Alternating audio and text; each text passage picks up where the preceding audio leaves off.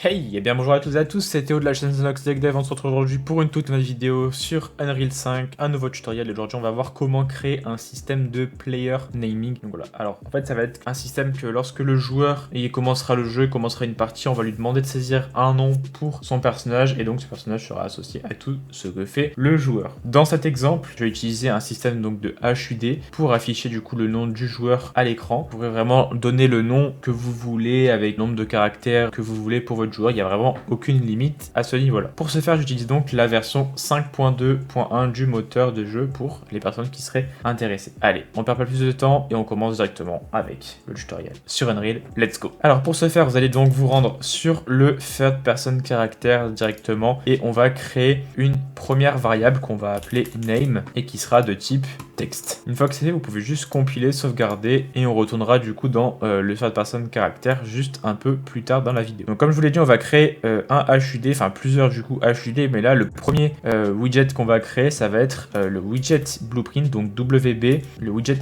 où il y aura le texte qui va apparaître et la zone de saisie du texte qui sera proposé au joueur. Donc là on va l'appeler player input tout simplement. Une fois que vous allez dans votre blueprint du widget, vous prenez un canvas panel pour avoir du coup les dimensions de votre écran. Vous allez lui ajouter un petit background blur pour ne pas avoir du coup directement le background du jeu, donc l'arrière-plan. Vous mettez une petite encre comme ceci et tous les offsets à 0, que du coup votre blur prenne toute la taille de l'écran. Une fois que c'est fait, vous pouvez régler sa valeur, donc son intensité. Moi je vais la mettre à 8, voilà. Faites un petit compile, un petit save. Donc voilà, on va lui ajouter un petit texte. On va venir le mettre au centre, comme ceci. Une fois que c'est fait, du coup, on va rentrer son contenu. Donc ici, on va mettre juste une petite phrase pour lui dire, veuillez entrer, entre guillemets, votre pseudo, votre nom d'utilisateur. Donc ici, on va mettre please enter your name, comme ceci. Bon, on va peut-être juste au niveau du texte régler la size. Voilà, et on va faire un size to content. Ici, on va ajuster le texte. Et du coup, pour avoir une zone éditable, une zone où le joueur va pouvoir rentrer son pseudo, on va donc ajouter une zone éditable, donc editable text, comme ceci. On la prend, on la met aussi au centre.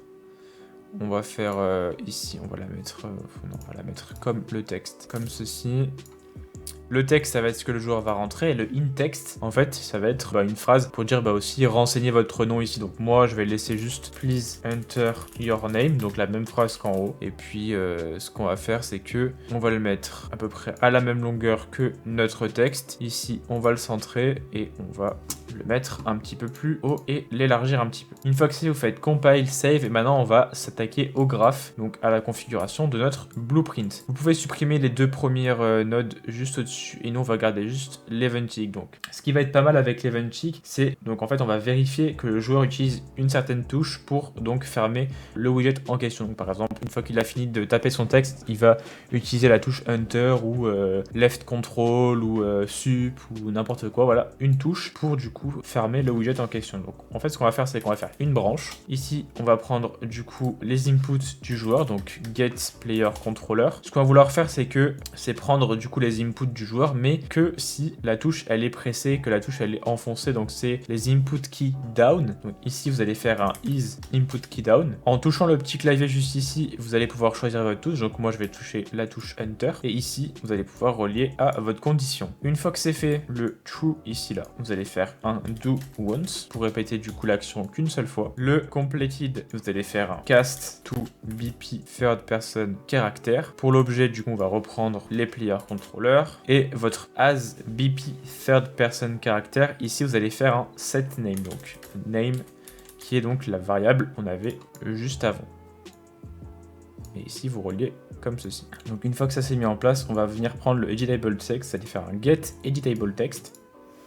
Et ici, avec votre editable text, vous allez faire simplement get text, donc comme ceci. Et le texte, vous allez relier au name. Donc maintenant, ce qu'on va faire une fois que tout ça c'est fait, c'est laisser un petit peu de place au niveau de la droite de notre graphe. Et ici, on va remettre un get player controller. Une fois que c'est fait, on va venir définir le jeu en mode de saisie uniquement. Donc ici, on va faire un set input game only. Et ensuite, on va définir l'affichage du curseur de la souris. Donc ici, set show mouse cursor. Et je le laisse du coup décocher pour désactiver le curseur de la souris. Et par la suite, ce que je vais faire, c'est le retirer des parents afin que le widget ne soit plus visible à l'écran. Donc ici, vous allez faire un remove from parent, comme ceci. Et du coup, la target, vous allez faire comme ceci et...